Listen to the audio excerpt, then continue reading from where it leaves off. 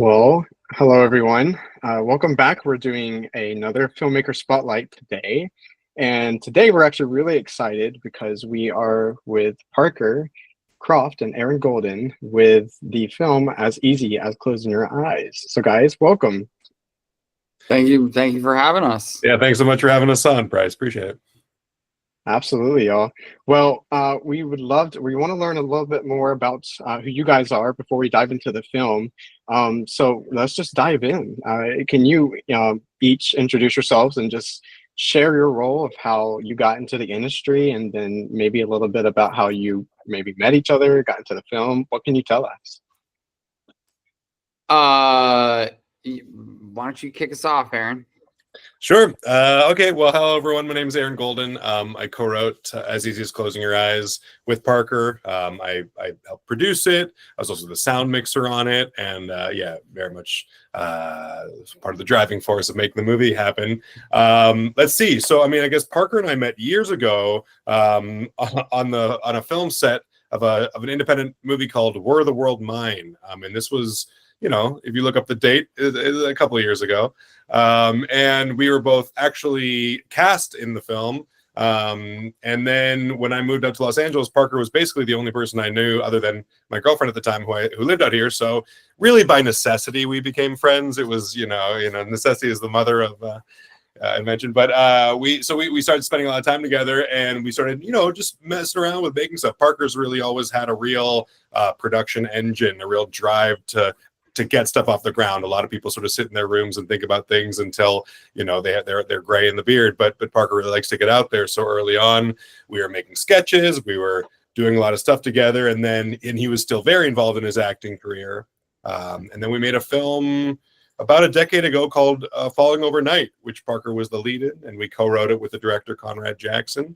And that was amazing. It was our first experience really creating a movie and getting it out into the world. And we premiered at the Cinequest Film Festival in San Jose. We won their special jury prize, which was cool. And then the film went on to really have a life on Netflix and some other stuff. So from there, it was just a matter of trying to keep the ball rolling. And over the years, we've worked on a lot of projects in various permutations, but this is our most recent one, and we're super excited about it. Take it from there, Park. You kind of covered a lot of it there, but I'll pick up whatever's left in terms of the next question. How about that? How's that sound? Yeah, it sounds great. So, for those who have maybe yet to see this film, right, this incredible film, how would you describe it in your own words? Yeah, well, I would say we're sort of so used to like describing it in terms of the log line and the way that we're pretty far into the festival circuit now. But yeah, I guess I would say it's the story of a grieving mother who's struggling with an addiction to a drug that is made up, basically, and it gives her these really vivid dreams about the son that she lost, and that's sort of one of the central things. Is basically as her son's birthday is approaching, her battling with the decision on whether or not she's going to relapse and see her son again and spend one more birthday with him or not. And so, yeah, I mean, I'd say at its core, it's a movie about grief. Yeah, absolutely. And so obviously there had to be some sort of inspiration behind this story, right? Like I can imagine that, in order to create, something that in the world that this drug existed, right, there had to be something there that was like a driving factor. Can you share a little bit about what involved that from concept to the completion, or just really what got you into the process of creating the story for the film? Yeah, I'll hop in here. So, I think the inspiration came from a couple of different places. Any movie that's about drug use and addiction, I think it helps to have a little bit of experience in those areas to sort of talk about that. So I think that was, part of, and loss, and everyone, it's a universal idea as people all experience these. The specific concept itself came from, I was reading a book called "The Singularity Is Near" by a guy named Ray Kurzweil, who's a futurology writer. And I was actually researching for another project, but I came across a passage that basically talked how the way that our brains work is that your brain is organized around the people that you meet over the course of your life. And there are parts of your brain that are only triggered when that person's in your presence. So, you know, you have your little pocket for your mom, and you know, if your mom doesn't come around, you know, those neurons aren't used. And if that person dies, then those neurons are never used again. And so when people say it felt like a piece of myself died that day, that is actually biologically and scientifically true. And so the leap was to say, well, okay, well, what if there was a drug that could target those specific neurons? We have a feature film that we're in development with right now. And in the feature film, it gets more into the sort of science and the process of creating this sort of designer drug. But in the short film, where we only had so much real estate, it sort of dives directly into the story of someone using the drug. So yeah, that was the idea. Was could you create a drug that targeted those neurons and sort of I guess motivate or create dreams during the course of the night where you spent more time with that person. Yeah, absolutely.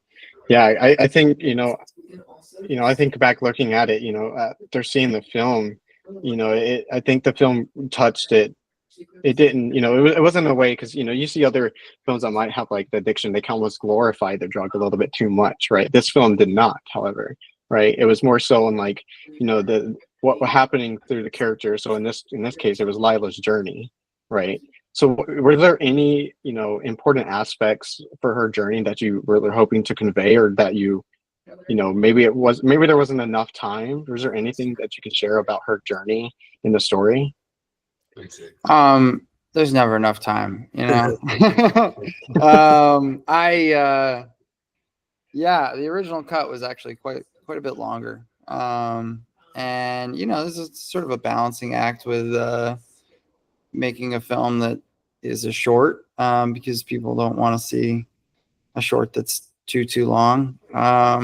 And so, yeah, I am a person who really likes long movies, long stories. So if my preference is always to have it be longer. But there's an economy to short narratives that doesn't necessarily, at least in this case, have the room for that. Yeah, well, I think too, Parker, we talked a lot about early on you say sort of some movies which glorify drug use. I think for us the most interesting question was, well, okay, would you take this to see someone you had lost? And that most people, including us, when posed with that, said, yeah, we probably would. And that is sort of a willingness to do something dangerous to get back something that's lost seems to be a pretty universal feeling, and one that is, that's complicated.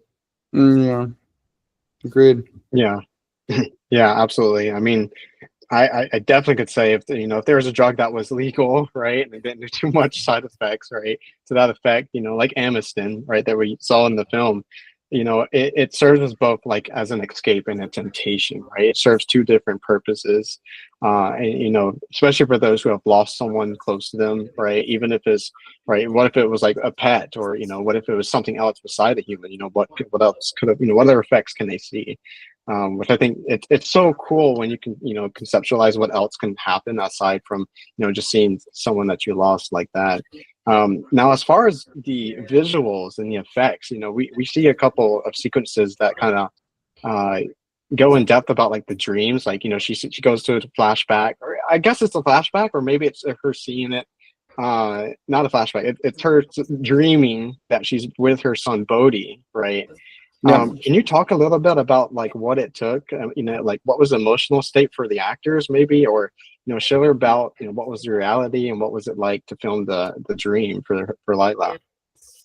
Well, I can't really speak about the emotional state of the actors. That would be their sort of journey as artists and collaborators. But I can talk a little bit about what we did to make those worlds separate and immersive, and sort of the transition between them, cinematic and captivating, which is that, you know, I think one of the things that is really important to me, is that the dream world that you're in feels like reality. Otherwise, you know, what's the point? You want the real thing. You don't want the imitation. So oftentimes there's a sort of desire to lean into the absurdity of dreams, because there's a lot of weird stuff that happens in dreams. But we wanted to make dreams feel as sort of as realistic and,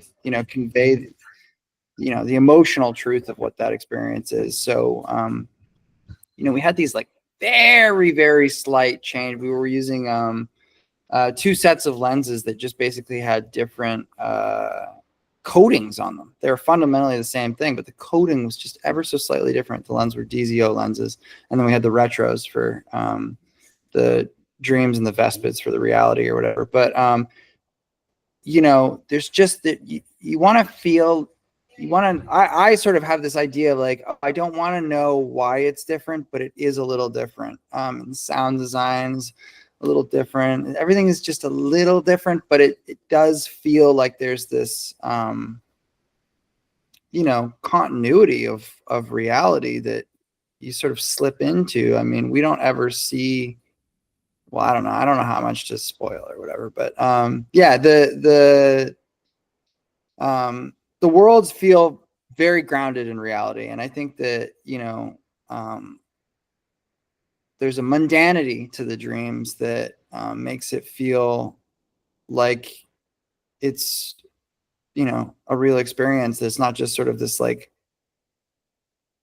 you know, perfect day, but a real day. Because I think a real day is more valuable with someone that you've lost than sort of a fantasy day.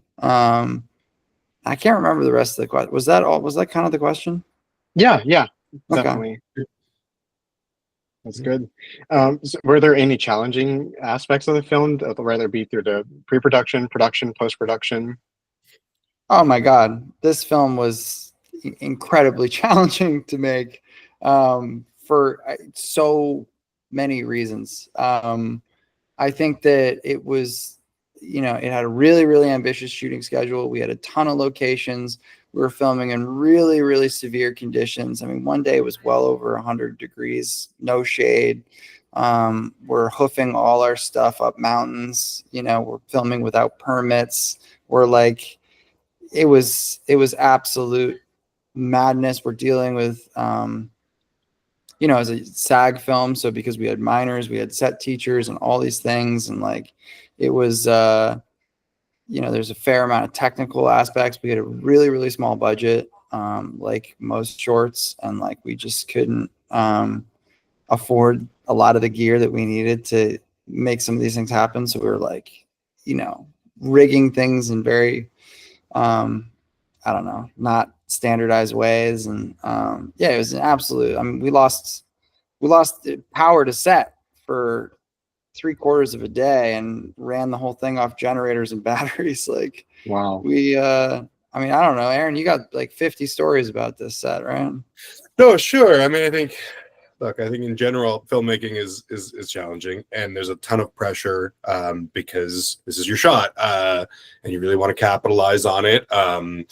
And so I think like in a project like this, where there's very emotional scenes, it's a delicate balance between, you know, getting enough time to make sure we get it, but also pushing forward. And I think that's always a challenge that we have. You wish you had, you know, as much time as possible to nail it, but you know, you have to do it. And in some ways that it almost feels sometimes like, you know, you're playing a sport or something, and like, you know, there's 5 seconds left on the clock and you have to hit that 3. I mean, a great story from our set is there's a scene involving a toy airplane being flown, and up until filming, we had planned on probably hiring like an RC pilot to fly the plane. But after we got these toy planes off of Amazon, we all took turns flying them around at a local park, and it was just a breeze. We were just able to like fly it in circles. We were like, oh my God, we were all like amazing pilots. And then we get to the day of when like the pressure is ratcheted up, and one by one these planes are just completely going haywire, like just absolutely crashing, smashing. We're losing them, and we're like, what is going on? This is horrible. And yeah, Parker, to his credit, says, give me the controls. If anyone's going to blow this, it's going to be me. And he filmed it, and he flew this, like, you know, this beautiful sequence. And at the end of the day, we finally let Dawson, who plays Bodhi in the film, who's an amazing young actor, fly the plane because he really wanted to fly the toy plane. And as I was handing him the controls, we realized that the difficulty setting on the controller had gone from beginner to expert. So like while we were all flying the local park, it was on beginner, and it was just like the easiest thing in the world, but like it had gone to expert. So you're basically like every little thing is just making the plane go nuts. So yeah, the lesson we learned was, you know, double check the difficulty setting on the RC plane if you're not going with a pro. So things like that. It was just, you know, it's these things come up, and it's fun, but it's, oh my gosh, you lose sleep over it. You know, you get gray hairs and you lose sleep over it. Yeah, I can't imagine that. That's bizarre. Yeah. So let's talk a little bit about some industry trends. So, you know, we're seeing a lot of films right now that are being grounded, right, with human stories, with, you know, like speculative elements, right? Like As Easy as Closing Your Eyes. Do you think that audiences are like gravitating more toward this kind of storytelling art? Gosh, I don't know. I don't know what. There one thought that just inspires me. So I had the pleasure of watching the film that just won the best short Oscar this past year, I'm Not a Robot. And I will say, like, I think there are some genre similarities to what we did here. And I mean, there's been sort of you know, Black Mirror has been a big show recently, and I think if you're asking about sort of like grounded human sci-fi, it does feel like people are hungry for it. It feels like, you know, in a time when the pace of technology is so sort of overwhelming us, and a lot of the sort of utopian vision of the future is becoming sort of a more like, ooh, is this good anymore? Is this still cool? Do we still like the internet? Do we still like I don't know, social media? That I think, yeah, when there's a sense of unease about, you know, how much control do we have, and how much control do other people have over us, I think it does, yeah, lend itself to some of this kind of storytelling. Absolutely. Yeah, that's great. And, you know, you know, one of the things I took away from the film is, you know, with relation to the story arc, you know, I think it was, you know, independent film is, you know, it's subjective, right? Subjective art. Anyone can take from it and, All you know, film. come up with their own stories. Exactly. Every film is it. Yes. And, you know, it's constantly evolving, right? We're seeing all kinds of films now being created, and whether, you know, with regard to software, equipment, all of that can change. What do you think is one of the biggest challenges for independent film specifically?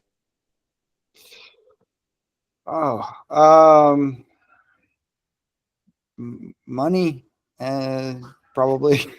I think money is the biggest challenge. I mean, that's the big difference, right, between independent movies and not independent movies, is some of them have more money and some of them have less money, and with more money you can pay for things that are nice to have on movies. So I think money is kind of it for, I mean, as far as I mean, what do you think, Aaron? I mean, yeah, I think that seems right. You know, in regards to like, well, it's like the differentiation between independent and not independent. Look, I think back in the day, yeah, when you know, you couldn't film anything without actual film and stuff, like, you know, the idea of independent film was pretty, you know, it was you know, but yeah, I think it's always sort of still been, you know, a money question, an access question, a distribution pipeline question. It's just, yeah, the apparatus involved from taking a movie from conception to exhibition it costs money at every step of the way. And so, I mean, you know, I was talking to Parker a little bit about, you know, the two of the big movies from last year being The Brutalist and Anora. It's like, you know, Brutalist was 10 million and Anora was 6 million. I mean, these are pennies for what is being expected to compete on that stage. And I think like that is sobering when you think about what how you're going to have to think about making films is that, like, man, it is the margins are thin. Yes, yeah, absolutely. And I do want to do it. I really liked, going back where you talk about the film, you know, uh, not to spoil too much, but at the end, we kind of have this left up of, whose perspective were we watching, right? Who, like, we saw it was with Lila. We were following Lila from the beginning, but at the end, we were following with, what is it, her boyfriend, her husband, I believe, It's her brother. her brother, right?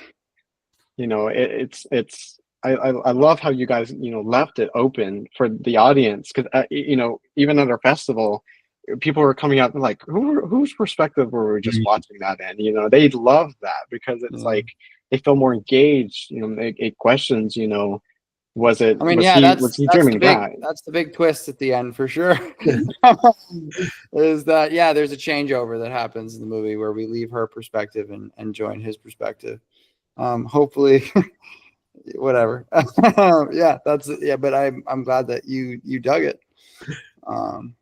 Yeah, I think too, like, look, generally we're trying to make movies that we ourselves would be like, oh, cool, like, you kind of want to push things into the direction that you would feel, oh, that would be something that if I was watching a movie I'd be really excited about.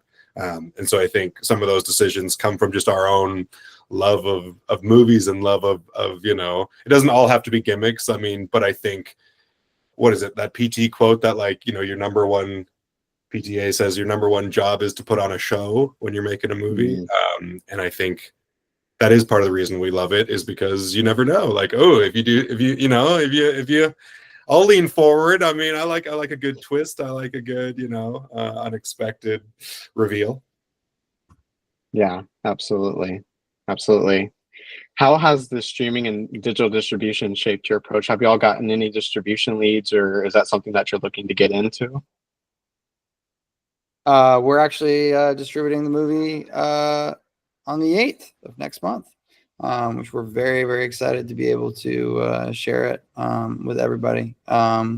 We've had a nice long run on the festival circuit, and that's a really, like, amazing, rewarding experience to have that. But also, there's a lot of people that for whatever reason can't make it out to a festival, and we're excited to share it with them as well. So yeah, I think that we're excited to release the movie. I think we're looking forward to it. I think on another interesting point to that, yeah, so April 8th, the movie will be out on Film Shortage. But so Parker and I's Falling Overnight, which we made a decade ago, was out. We got that it was on Amazon Prime and Hulu and Netflix. And I think, so we've been in the game for a little bit. And I think one of the weird things is that the game keeps changing. It's like when Falling Overnight was on Netflix, people still could write comments on the movie they just watched. There was like public comments on each of the films, right? And so I remember at one point being like, oh my God, this is like, it's so interesting, because like some people hate it, some people love it. And like, is that not the deal anymore on Netflix? No, there's no comments on Netflix. Like there hasn't been for quite a while. Wow. And also Falling Overnight is no longer available on Netflix. And so there is the landscape changes. Like, it used to be, if you bought a DVD, you had the DVD, and now you have the DVD. But like, okay, things are always sort of moving and changing. I mean, nowadays we have sort of letterboxed, I think, and that's probably where most people are writing comments or making stuff. But I think it's interesting to make films in a marketplace where you just don't know what is, in 5 years, what things we'll look at, and 5 years after that we'll look at it. And on some level, it's probably not even really our concern. It has to be our concern, but like, we just have to be trying to make the best films we can, and talking to the smartest people we can, and trying to get the best we can. But it is really unstable, is the truth. Yeah, and so another interesting thing that our audiences also love, you guys had two added experiences, which we actually showed before the film, because I think we felt that it was a way to kind of introduce it without just starting off, right? You guys created two commercials for your film. Can you talk a little bit about what inspired those two? Absolutely. Yeah. I sort of, it's funny. I never thought of them as commercials, but they do have that quality to them for sure. They're like these sort of fake PSAs that we made to sort of before we made the short, we were like, oh, we want to like convey what this is in a sort of visceral way, and so we made these very, very scrappily beforehand, and then we were like, oh, this is kind of a cool thing to sort of fill out the world a little bit, and we might include them in the feature or shoot some other ones in the feature. We don't know, but yeah, it's sort of fun. It has that like I don't know. Do you remember seeing the like original trailer for what was it, Eternal Sunshine? How they had the like, it was like the, I can't remember what the corporation was, but Lacuna, yeah, they did Lacuna, yeah, like Lacuna, like come get your mind. I mean, and it's the same thing with Severance now. Lumen is all over, like they're doing all these. Those are Lumen ads. Oh my God, there's all this content online about like, here's how to do a workplace hire. I mean, Apple's leaning super duper into that. It's fun. It's fun to have that sort of like. Oh, it's so good. Advertising that doesn't feel like advertising. That's kind of like world building, subversive, world building, arty stuff. I don't know. It was just it was a fun thing. Those are sort of a tease as to I think what the hopeful long goal with the project is like, yeah, like, you know, there's a whole world of sort of world building you know, stuff around the film that can happen and will happen with the feature version will be called Late Radiance, or at least it's called Late Radiance right now, and that's being it'll be called Late Radiance. Oh, it's being That is so exciting. I'm so excited. I mean, I can't, you see, and that's the best part about this, right? The creative control to be able to open up this whole world based around this, you know, this story. And I can't wait. That's exciting. I can't wait. Do you have a date yet of when that might go? Are you guys, you're still in the writing phase, production? Where are you? The whole script is written. We're looking to start production early next year. Wow. Exciting stuff. So let's talk a little bit about some lessons learned. Obviously, there can be a lot right in there. So looking back, like the filmmaking process, what's a lesson learned that you can take now from this film that you can take to your next project? Oh, I mean, I couldn't even begin to. We would be here for days if I went through all the lessons that I learned on this one. I think that, you know, every movie you do, you learn 10 million lessons. And it's sort of hard to articulate them in a single, you know, package like that. But, you know, I think that when you're getting started and you're scrappy, maybe I'd say if I was to, one is like, you know, being flexible and maintaining a sort of creative openness, even when you have a really, really tight schedule and a really, really specific vision for something, is a helpful thing to have, I guess. That'd be one maybe bite-sized lesson that I could say that I learned. I seem to keep learning, but I've learned once again on this movie. I think that's important. Parker, I think, you know, it's interesting. I think for those of us, I almost feel sometimes like I'm more controlling and just like get worried about things. And I feel like, you know, Parker's pretty good at having that openness to seeing what happens that day on set. And I think most people need to be reminded that a lot of magic can happen live, unexpected things can develop, and it's like that's the thing you haven't controlled. So like that can be so dangerous. Yeah, it's like you lose power. All right, now we're shooting it like this. And we're gonna find a way to make this awesome. And I haven't met anyone yet who's seen the movie who knows what scene we lost power for. You know what I mean? Or what scenes there were no power for. It's like, oh, okay. So totally. All said and done, it worked out. Yeah, you guys did incredible. Yeah, and I think one other thing, I mean, I think, look, Parker and I came from a lot of like really ragtag filmmaking beginnings where it's like, you know, 2 people, 3 people. And so one of the things that we've sort of learned about is bigger crews and more people involved. And I think even on As Easy as Closing Your Eyes, there were some positions that we didn't have that moving forward, I wouldn't want to make films without some of those positions. And fortunately, we've been able to meet a lot of great people who are excited to work with us. And so as we go, I mean, the hope is to, you know, and, you know, there's always a time for 2 people with a camera and, really tiny projects. But for things that you have a certain level of ambition on, I think you just can't skimp on crewing it up the right way. Yeah, absolutely. And speaking of crew, how big was your cast and crew all together? Oh God, I don't know. I mean, full 20? I don't know. Look, the full amount of people that worked on the film was probably 40 to 50, with about sort of 20 of those being sort of core. I mean, some days, yeah, we had some. I mean, crew. I guess it's hard to say. There's a lot of people running around some days on set. It's hard to. You're not. Sure. I wasn't counting heads, but yeah, feel like there was one set we had, I don't know, maybe 30 extras and 20. It was a lot of people running around. I can't remember. Well, and I mean, not to mention, the support that we got from, friends and family, and we did a big Seed and Spark campaign to raise money for the movie. So, like, I mean, the amount of people that had a hand in creating the film was huge, and we were very grateful for the support we got. But yeah, I think on set it was probably about 20 to 25 regularly. Yeah. Wow. I think it's so incredible when it's like what it takes to come in and break it down, right? To think about what it takes to put a film like this together. And when you really look at the whole scope, it's like, wow, we really just did that with, limited resources, limited capital, right? And things like that.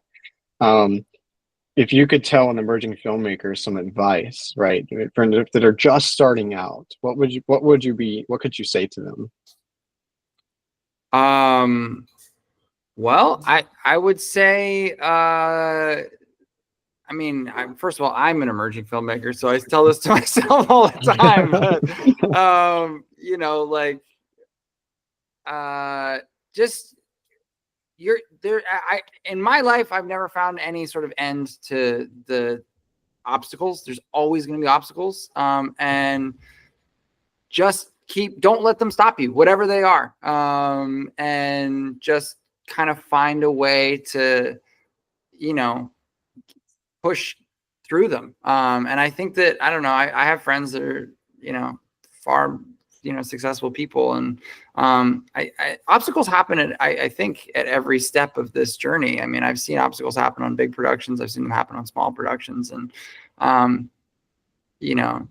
tenacity is your friend, and however hard it feels,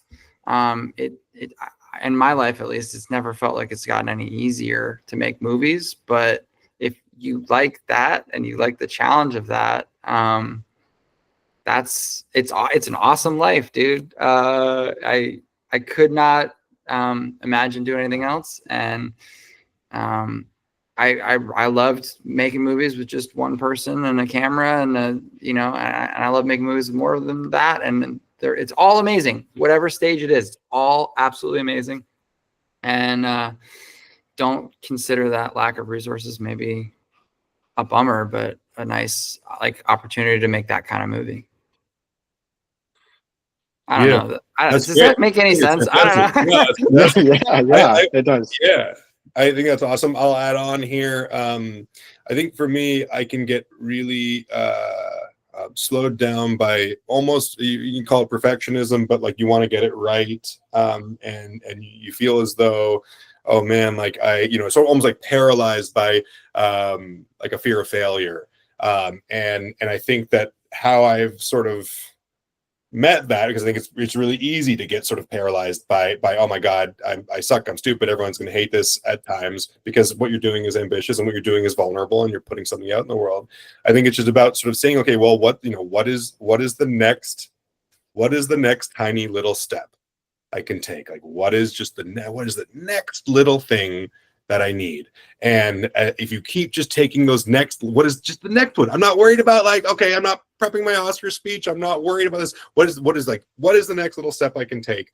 That if you do that, you can forget about some of that paralysis, and you can, it's like with writing, it's like, I want to write the perfect thing. It's like, well, no, but just do drafts. You got to draft. You got to get drafts. It's not going to be perfect today, but you just got to get something out. So I think taking things in smaller pieces is really helpful, and can offer you a little bit of a respite from the sort of I want everything today kind of thing. Sorry, I have to jump in here. It's been such a pleasure to speak with you, Pryce, but I actually have to jump. I've got a thing that I'm 10 minutes over on already. But Yeah, no worries. you guys feel free to keep talking. Aaron is an incredibly delightful, talented filmmaker. And I just want to say thank you so much for taking the time to talk to us. And it's a pleasure. And I am grateful. Yeah, Parker, thank you so much. Thank you. Awesome. Take care, everyone. Bye. Oh, Aaron. Yeah. So I will close out with just a few questions of what's next for y'all, right? So now you guys are in 204 festivals about now, right? Is that yeah, about right? Yeah. It's insane. It's been incredible. And that's incredible. I mean, how many festivals you got? And then you have 126 awards, I think. I mean, it's been amazing. It's totally blown our expectations. Yeah, we were we were super lucky. Well, the film was presented by Abigail Breslin, who's a friend of ours, and obviously such a talented actress and filmmaker herself. And then we just had so many people helping us get the word out. So it's been amazing. That's awesome. So clearly you guys, are getting ready for this distribution. What's something that you're able to take away from the distribution side of things that you look forward to have for your feature? Do you have any goals for the feature film that might have been different for the short? Yeah, I mean, I think look, I think going into a short film, you sort of understand that, most shorts, not necessarily turn a profit. I mean, I think you have to understand what it is you're doing as a short film. You can be doing it because you want to get experience filmmaking. You can do it, for all kinds of reasons. I mean, hopefully you're doing it to make something awesome and beautiful and to learn a lot as you're going. But I think the sort of positioning it to sort of succeed in the marketplace or things like that is a little bit of a different goal and a different idea. So I mean, with As Easy as Closing Your Eyes, I mean, our real goal with this film is to get it out as many people as possible. We want people seeing it. We want people seeing the short. We want people connecting to the characters and sort of learning about this world. I think when it comes to Late Radiance and the feature version, I mean, I think the scope is just bigger. You're sort of saying, okay, the movie's going to be way more expensive to produce. There's going to be more moving parts and more, it just sort of becomes a bigger operation. And so when it becomes that time, I think, that's just a different question of distribution, of sort of saying, okay, who will we be, we'll be working with. I mean, with the short, we've done a lot of it internally and just sort of, done a lot of the outreach and trying to get it out there. But I think on the feature, it just becomes, you need more support. You just need more support when you're distributing a feature film. Absolutely. Yeah. And the distribution side, I think, especially, for independent filmmakers, right? That might be one of their next challenging, right? To think about what it takes to get the film. Once they have the film, what's next? Where do they go from that? And then of course, turning a profit, how can they turn the film into profit? Yeah, so there's so much that that no, totally. I mean, and you see different, we had the we screened with a great small independent feature a little while back at the Ethos Film Awards, and it's, I think a lot of, again, almost what I was saying earlier, a lot of filmmakers want the first thing they do to be really successful and to be to make a big sale or things like that. And the truth is that you have to learn a little bit about, how this game works, that in like Parker said, we're still emerging. There's so many things that we don't know. There's so many things that we're learning.